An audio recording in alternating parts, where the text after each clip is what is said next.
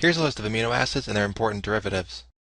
Phenylalanine and its derivative tyrosine are precursors to the catecholamines, which include dopamine, norepinephrine, and epinephrine. Thyroid hormones are also derived from tyrosine, and the pigment melanin is derived from dopa. Tryptophan uses vitamin B6 to make niacin, or vitamin B3, which is the precursor to electron carriers NAD and NADP, using the cofactor tetrahydrobiopterin, which is used to transfer a hydroxyl group to a substrate. Tryptophan can also be converted to serotonin, which in turn can be converted to melatonin, which is important for sleep.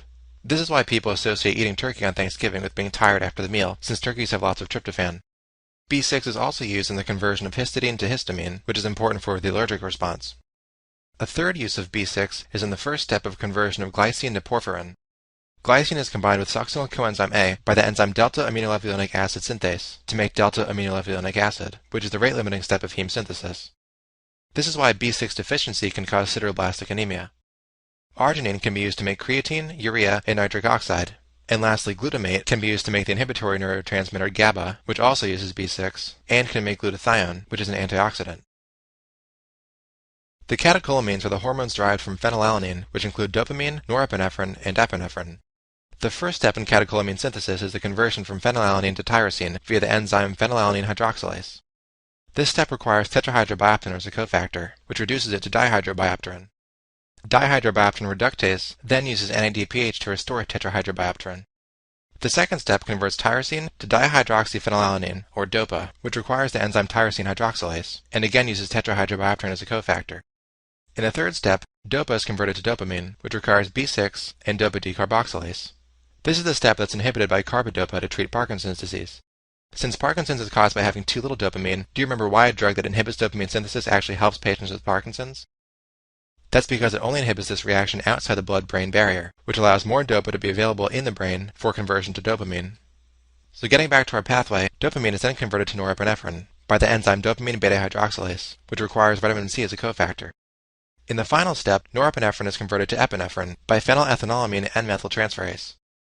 Since this reaction adds a methyl group to norepinephrine, it should not be surprising that SAM is used as a cofactor to donate that methyl group. This enzyme is regulated by cortisol, so when cortisol levels increase due to stress, more epinephrine will be produced. You may also want to keep in mind that both dopamine and norepinephrine are produced both in the central and peripheral nervous systems, but epinephrine is only produced in the adrenal glands. Catecholamines can be broken down by monoamine oxidase, or catechol O-methyltransferase. Dopamine is broken down into homovinylic acid, norepinephrine is broken down into VMA, or vanilla mandelic acid, and lastly, epinephrine is broken down into metanephrine.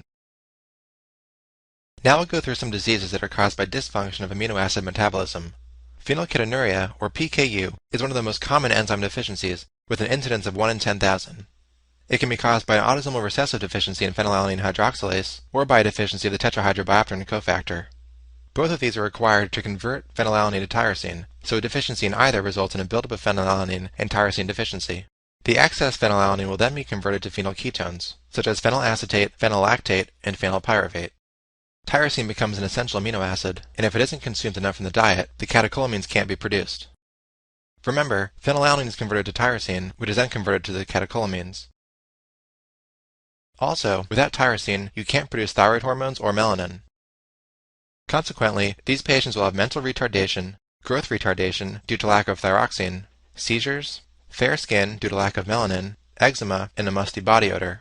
To remember this last connection, keep in mind that the phenyl group is an aromatic ring, so these patients will have a distinctive aroma. The treatment of PKU is to eat less phenylalanine and more tyrosine. Since artificial sweeteners such as aspartame and NutraSweet contain phenylalanine, patients with PKU should avoid these. PKU can also arise in a fetus if the mother does not have a sufficient dietary intake of her aromatic amino acids. Infants from these mothers have microcephaly, mental retardation, growth retardation, and congenital heart defects. You'll see these same defects if the mother has PKU and does not adhere to her dietary regimen. Since phenylalanine can cross the placenta, newborns are often screened for this 2 or 3 days after birth. Alkaptonuria, which is also called ochronosis, since it causes cartilage damage, is also a defect in amino acid metabolism.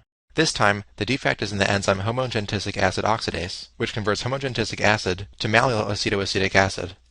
This enzyme deficiency impairs the degradation of tyrosine to fumarate and causes a relatively benign disease. The most characteristic finding is that the urine turns black on standing, which has given the disease the nickname of black urine disease. Other manifestations include dark connective tissue, brown pigmented sclera, and debilitating arthralgias, since the buildup of homogentic acid is toxic to cartilage. Albinism is a full or partial lack of pigment in the hair, eyes, and skin, as you can see in this picture. It can be caused by several different defects, since mutations at different loci all produce the same phenotype. Do you remember what that's called? That would be locus heterogeneity. It can be caused by an autosomal recessive defect in tyrosinase, which synthesizes melanin from tyrosine, or a defect in tyrosine transporters, which indirectly prevents melanin synthesis. Since the melanocytes that produce melanin are derived from neural crest cells, a lack of migration of neural crest cells can also cause albinism. Regardless of the cause, a lack of melanin can cause an increase in risk of skin cancer.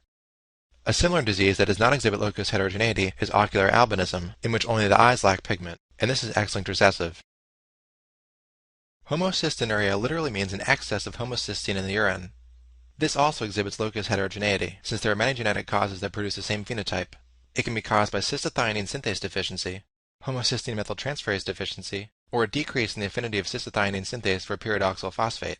Treatment depends on the cause. It might be easier to understand after looking at this figure. Cysteine is made from cystathionine, which in turn is made from homocysteine, with the help of cystathionine synthase and B6. Therefore, a cystathionine synthase deficiency would lead to decreased cysteine and increased methionine, since the excess homocysteine will be converted to methionine. This step will also consume lots of B12 and folate. Therefore, to treat cystathionine synthase deficiency, you should decrease methionine intake and increase the intake of cysteine, B12, and folate. In the second case, if cystathionine synthase has a decreased affinity for pyridoxal phosphate, which is B6, this is best treated by just increasing dietary intake of B6.